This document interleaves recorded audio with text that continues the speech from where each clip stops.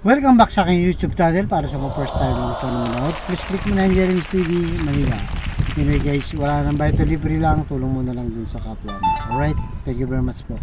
So ang topic natin ngayon po today's video, Pilipinas nababahala na sa artificial island na dinevelop ng China. Ayan guys, yan ang mainit na balita kasi nga mula nung 2012 nung gumawa sila ng artificial island dyan sa may Subi Reef. Ang ano nito guys, malapit lang sa Pag-asa Island na kung saan dikit na dikit lang sa Palawan.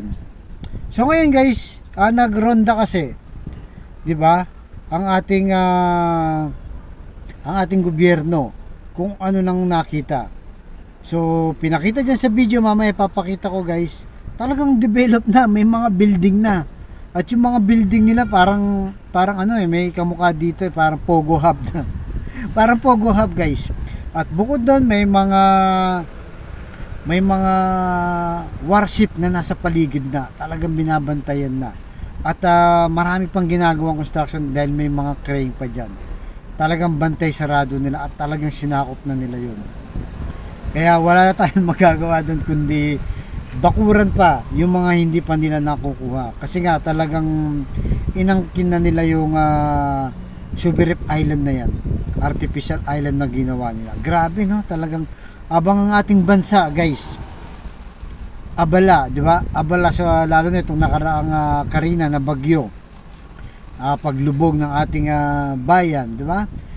Poverty, politika, at kung ano pa mga problema ng ating bayan. Ito namang mga Chinese na to sinasamantala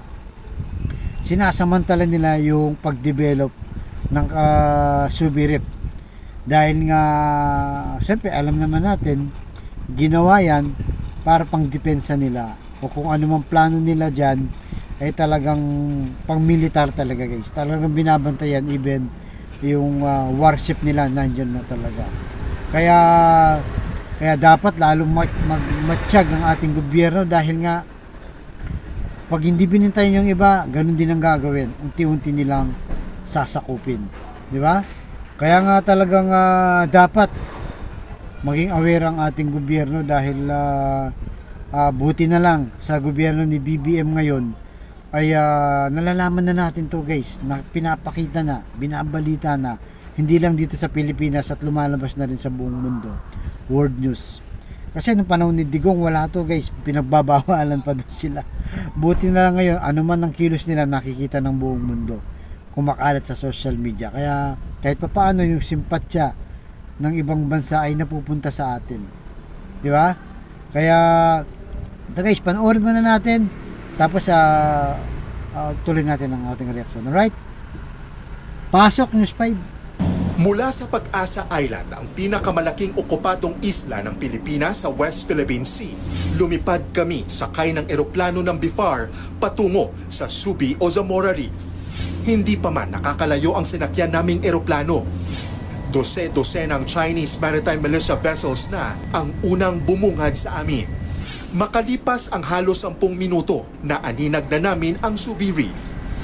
Mula sa dating kumpol ng mga bato at bahura na nakalubog sa dagat noong 2012, malaki na ang pinagbago nito mula nang simulan ng China ang reclamation noong 2014. 100 feet above sea level tayo at mula nga sa sinasakyan nating aircraft itong BIFAR ay tanaw natin yung malasyudad na artificial island na itinayo ng China sa Subi o Zamora Reef.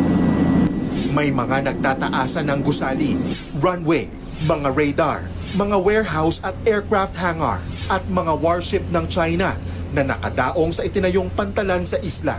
Tila hindi pa rin tapos ang pagpapalawak sa isla dahil may mga namataan pa kaming construction doon. Ang mas nakababahala, halos kalapit lang mismo ng Pag-asa Island ang Subi Reef. Kaya hindi nakapagtataka na sobrang bilis nila mag-deploy ng mga barko kapag naispatan ang Philippine Coast Guard at BIFAR.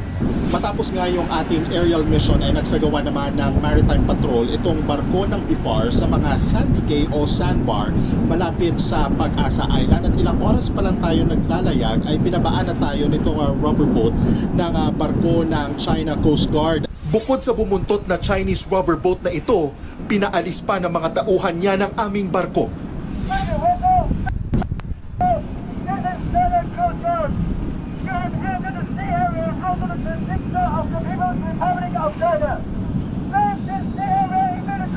Sa kabila nito, muling iginiit ng PCG na sa atin ang mga sandbar.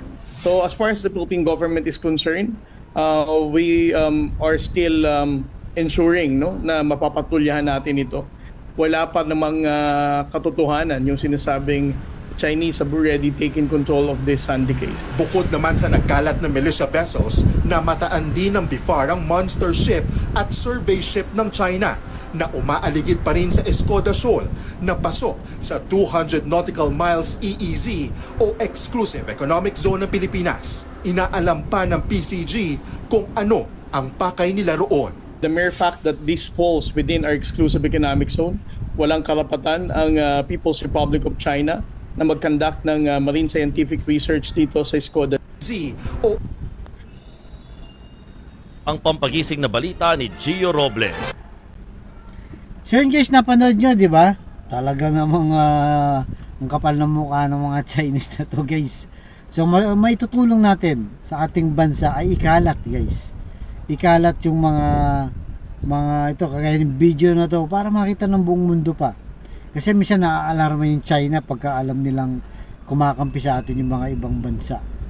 Kasi nga, na-expose sila sa kanilang pag-aangkin sa ating teritoryo na sakop talaga ng 200 exclusive economic zone natin guys, 200 miles. Talagang grabe no, talagang dinadaan sa laki, sa puwersa, kaya talagang sinakop na tayo at napabayaan din kasi to nung panahon ni Digong. Kaya sama-sama po tayo guys na talagang mga lampag sa social media para malaman pa lang buong mundo kung ano yung ginagawa ng Chinese sa ating teritoryo, na patuloy silang sumasakop sa atin, patuloy nang bubuli, di ba?